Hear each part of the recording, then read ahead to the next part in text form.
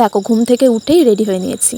চলো কোথায় যাবো সেটা তো শেয়ার করবো। তো তার আগে চলো একটু এই ঘর থেকে ঘুরে যাই। তো তোমরা কিছুদিন আগে দেখেছিলে যে আমাদের ঘরে ছাদ দেওয়া হয়েছিল, তো আজকে সেটারই সেন্টারিং খুলছে। তো দেখতে এলাম। তো ঘুম থেকে উঠতে আসার টাইম হয়নি, তো তারপরে যে একটু দেখতে আসলাম যে কত দূর খোলা হয়েছে। তো আমি এসে দেখছি প্রায় খোলা হয়ে গেছে বাঁশগুলো, এবার উপরে প্লাইগুলো খুললেই হয়ে যাবে। তো তারপরে এই যে দেখো আমি বেরিয়ে পড়লাম, আর এই যে একটা ভাই টোটো নিয়ে চলে এসেছে। আর আমি তারপরে সোজা চলে আসলাম স্টেশনে। তো স্টেশনে এসে আমি একটু টিকিট কেটে নিলাম। তো টিকিট ছাড়া কিন্তু কোথাও যাই না আমি। আর এই যে দেখো টিকিটটা কেটে আস্তে আস্তে এদিকে ট্রেন চলে এসেছে, আর আমি কিন্তু ট্রেনে উঠেও পড়েছি। আর এদিকে দেখো ট্রেনটা বেশ সকাল সকাল ফাঁকাই ছিল। তারপরে দেখতে দেখতে চলে আসলাম বগুড়া স্টেশন। তো চলো এখানে কাকে আছে দেখতেই পাবে। তো আজকে কোথায় যাচ্ছি সেটাও তোমরা বুঝতে পারবে যে কোথায় যাচ্ছি। এই যে আমার মাম্মা আর আমার দিদি, এই যে আমার দিদির জন্যই আর কি যাওয়া। এই যে আমার মামা দেখো ট্রেনে উঠে ফুটি খেতে শুরু করে দিয়েছে। তারপর ওর ইচ্ছা হলো একটু বাদাম খাবে, তো খাবে না কিন্তু ও কিন্তু শুধু নষ্ট করবে।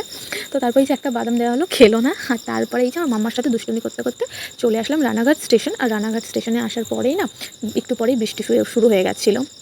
আর তারপর আমি একটু দাঁড়িয়ে ঢং করছিলাম। আর মাম্মা বললো একটা চিপস খাবে, তো মাম্মার জন্য একটা চিপস কিনে দিলাম। তো কিন্তু ও কিন্তু খাবে বললো, কিন্তু কোনো কিছুই খায় না, শুধুই নষ্ট করে।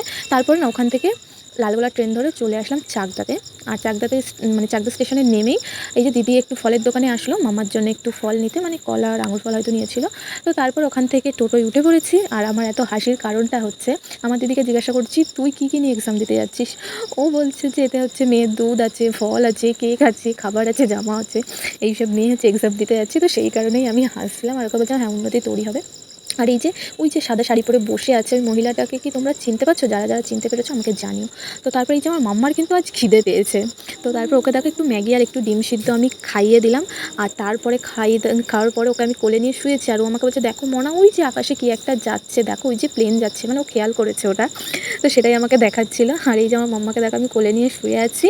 আর একটু রোদ ছিল তো সেই কারণে ছাতা নিচে ওই দিকে সাইডে দেখো অনেকেই বসেছিল। তোমাদের তো বলাই হয়নি কী করতে এসেছি, আজকে ছিল আমার দিদির এক্সাম, তো সেই কারণেই এসেছি। আর আমার মাম্মা যেহেতু ছোটো কারোর কাছে থাকবে না বলে আসা। তারপরে এই যে আমার মাম্মাকে একটু সন্দেশ খাইয়ে দিচ্ছিলাম। আমার মাম্মা কিন্তু হেভি কথা বলে। আর এই যে এখানে দেখো ওকে পরপর দুটো জামা চেঞ্জ করে দিলাম।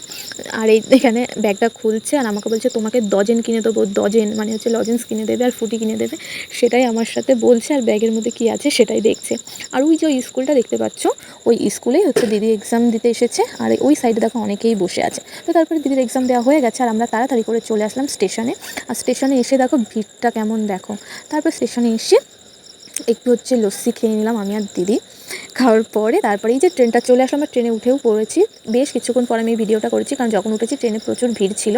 তারপরে এই যে আমি দিদি আর মাম্মা